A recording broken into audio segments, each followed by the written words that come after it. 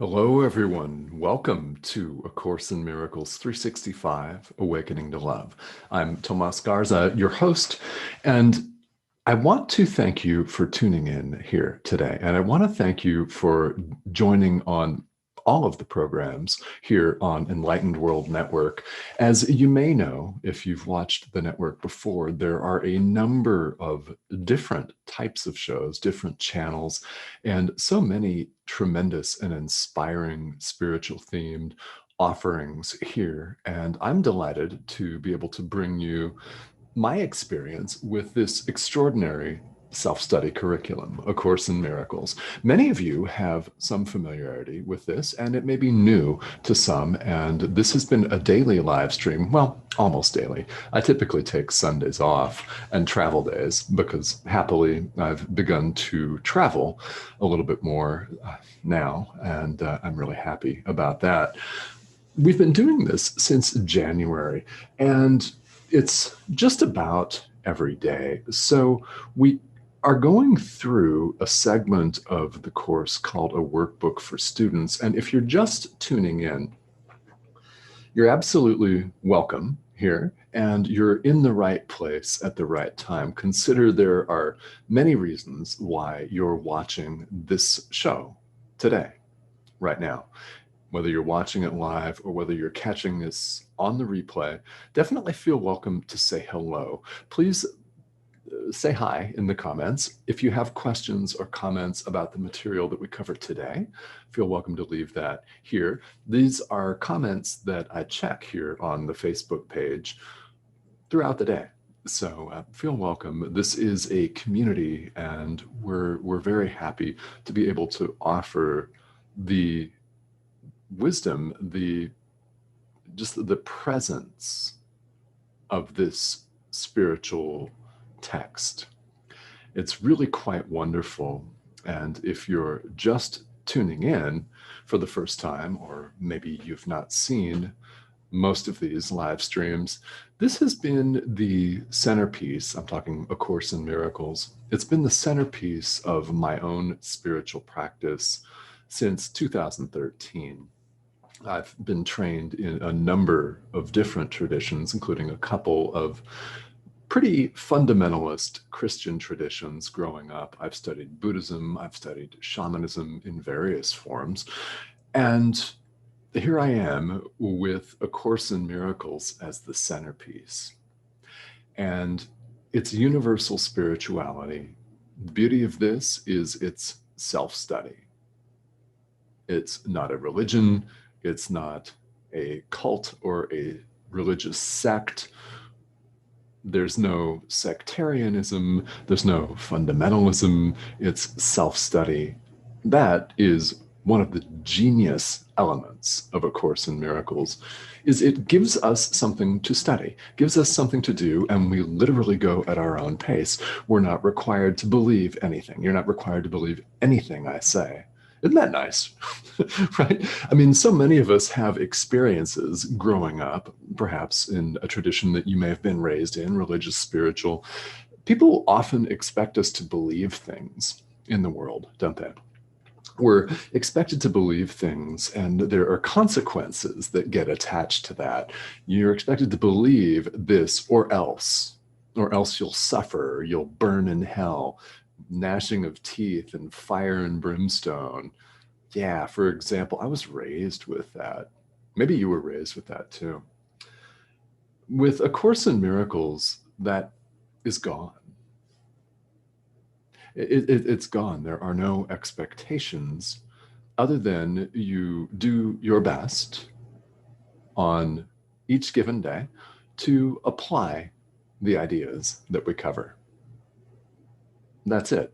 I mean, what else actually can be expected of us than to do our best applying these ideas, studying and applying? And that's where the action is in the application. Spirituality is about experience. It's not about collecting degrees. Isn't that exciting? That's good, right? That's really good. We don't have to have advanced degrees to study this. You don't have to have an advanced degree in theology or comparative religion or anything like that to get the maximum out of this course. Doesn't matter what background you come from. It does not matter your religious or spiritual tradition. It doesn't matter your gender, your age, what part of the world you come from. By the way, this live stream is literally worldwide.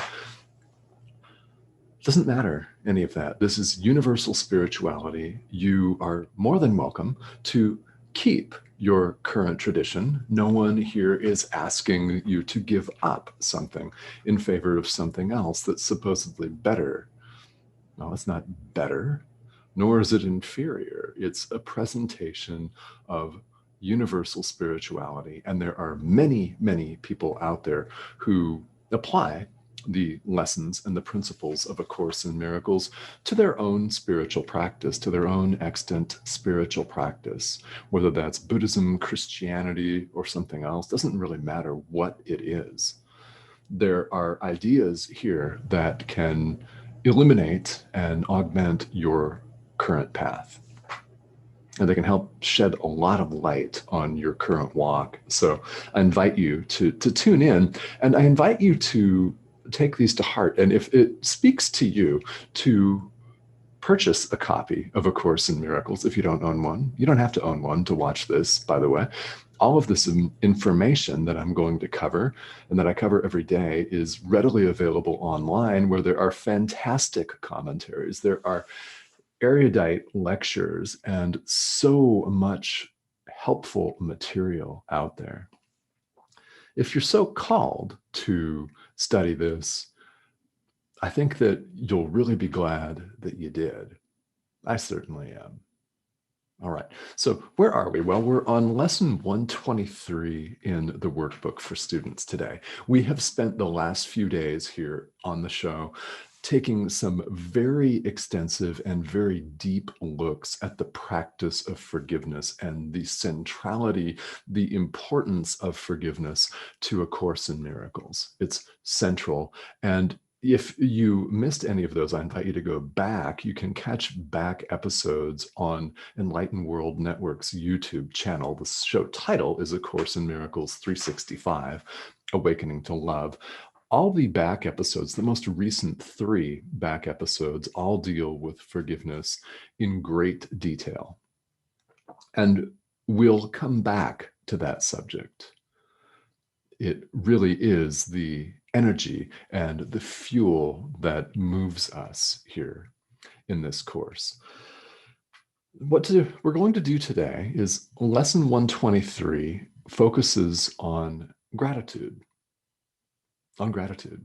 The text of the idea is, I thank my Father for his gifts to me. Just that. I thank my Father for his gifts to me. I thank God. I thank Source, Spirit, the universe, your guides, the Holy Spirit, Spirit in general, Self with a capital S, for his, her, its gifts to me. I thank my Father for his gifts to me. You'll notice that the Course uses terms that are familiar to Christianity, like Father, Son, Son of God, Holy Spirit, yeah, and also terms that are familiar to students of Eastern philosophy, such as the ego. It really does blend the two. It's completely universal. So I thank my Father for his gifts to me. We're spending some time today in gratitude. So question, this is something I'd love for you to put in the comment thread. How do you express gratitude? Do you have a gratitude practice? This would be a really interesting comment thread. So if you're catching this here live, how do you have gratitude? How do you express it? Do you have a gratitude practice?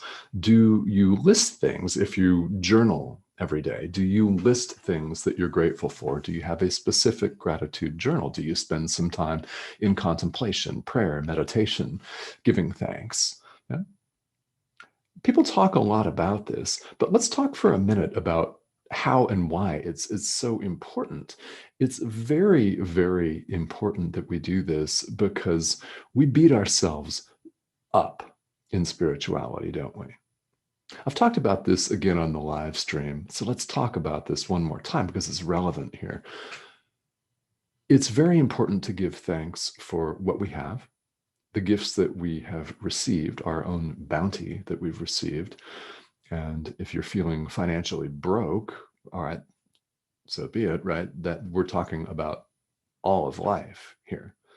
There will be, even if you're concerned with things like paying the bills, the rent, the mortgage, that sort of thing, there are things in your life that you can be grateful for, such as life itself, for starters. There are always things, there's always something. There might be a gentle rain that's falling outside, which we're actually getting here this morning in Arizona, in the desert, where it's always welcome. So there are many things, and up to and including life itself, your own breath, the fact that your heart is beating, your own physical health. Yeah, so much, so much.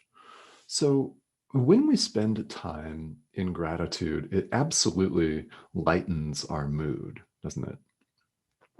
It lightens our mood. And we beat ourselves up in spiritual practice because we compare, don't we? We compare ourselves to teachers that we see on a live stream. I mean, I invite you not to compare yourself to me. Definitely not. We're each having our own journeys here, and we each have our own people to reach, our own walk here in the world. Ultimately, of course, it's all the same and there are no separations of any kind. But while we appear to be having separate experiences here in the world, we often indulge in comparative reality, and we look at people like the Dalai Lama, for example, like the Pope. We look at past figures, maybe like Mother Teresa, who had attained a high degree of realization, obviously, and compare ourselves to them. And well, it doesn't work. We're not separate from them. And that's why it doesn't help us to do that. We beat ourselves up all the time thinking that we should be calmer, that we should be able to meditate longer, right? We should be able to hold a yoga pose longer than we do. However, what I invite people to do is give thanks for what you have and the fact that you're on the path in the first place. I invite you, please, to give thanks for, legitimate, heartfelt gratitude for the fact that you're watching this live stream today. This means a lot of things to me. Number one, I appreciate that you're here. Number two, I appreciate that you're on the path and that you've heard the call. And I mean, call with a capital C, the call to awaken, and that you're on the path. Now, what I invite people to do, if you're thinking that, gosh, I should be further along than I am, we all understand in our hearts that that's not helpful dialogue. So one thing that you could do is, whatever your path is, whatever your practice is, think of where you were when you began this. Now, if it was just yesterday, think of yesterday. If it was 20 years ago, think of that. And now look at yourself today and see how different you are as a result of that practice. That each of us has our own progress to make, and we go at our own speed. We go at our own speed. If you've been doing a practice long enough, even if it's just 24 hours, you will be a different person today than you were yesterday. And you are most certainly further along your path today than you were 20 years ago, or longer, depending on what the path is and how long you've been following it. So that can be really helpful. It's something to give thanks for, that you've heard the call. Now, there are a number of things that the commentary in the workbook list today in lesson 123, but we're sitting and we're giving ourselves the opportunity to sit and rest in gratitude today for everything that we've been given. It's very, very important that we do so. How does it feel to you when you legitimately allow yourself a gratitude practice, a moment or 15 minutes, as this workbook lesson calls for? It's uplifting, It's inspiring. And here's another thing that's entirely consistent with the philosophy and thought system of A Course in Miracles. As you give thanks, you receive thanks. As you give thanks to God, your higher self, spirit, divinity, source, for everything that you've been given, for all of your blessings, everything, you receive what you give. This is as true with gratitude as it is with anything else. To give is to receive. Now, when we give thanks for all of our gifts, all of our blessings, we receive many times over, don't we? Thousands of times, millions of times over. It's an enlightening and uplifting practice. This is why you see so many people, spiritual teachers and non-spiritual teachers, right? That's why you see so many people talking about gratitude, preaching about the importance of gratitude. As you give, you receive. So this, I would think, I would hope anyway, would be heartening and uplifting to you. Okay, so I don't know who's on here live, but I'm going to check this out. And again, a question for all of us: what is your gratitude practice? Do you have a gratitude practice? And if you do, what is that? What does that look like for you? And I'll bring some comments up here. And as always, if you're catching the replay, feel welcome to add your comments here and to say hello. We've literally had people from all over the world here. We've got a couple people tuning in. Hi, Norma. How are you? Norma, ¿cómo está? Usted tiene una práctica de dar gracias. ¿Cómo es? ¿Qué hace? Okay. Yeah. What do you do? What does your gratitude practice look like? Very, very interesting. All right, Norma. Thank you for tuning in. Muchas gracias por haberme acompañado aquí. La pregunta es si usted tiene una práctica de dar gracias a Dios, al universo, lo que sea. ¿Qué es y qué hace? All right. So guys, we're acquiring a large Spanish-speaking audience, and this is beautiful. And I want to invite you, as you're tuning in here, I'm going to give a plug to a really wonderful show that's just begun here on the network, and that's Montserrat's show, Ángeles y Arcángeles, and it's bilingual. She'll give commentary and a show presentation in English and Spanish. So this is something we've expanded to. EWN has a channel by our very dear friend Daniel Prou in French, EWN Français, and we're expanding. We're literally worldwide. We're working on an Italian channel. So we've got programming in many, many different languages. Very beautiful. Okay, so as you catch this on the replay, please let me know how you express gratitude, what that looks like for you. And we'll continue tomorrow with the workbook for students with commentary here. And as always, feel welcome to ask me any questions if you have comments or would just like to say hi. That's perfectly acceptable. We can all say hi. All right. So thank you for tuning in, and I will see you.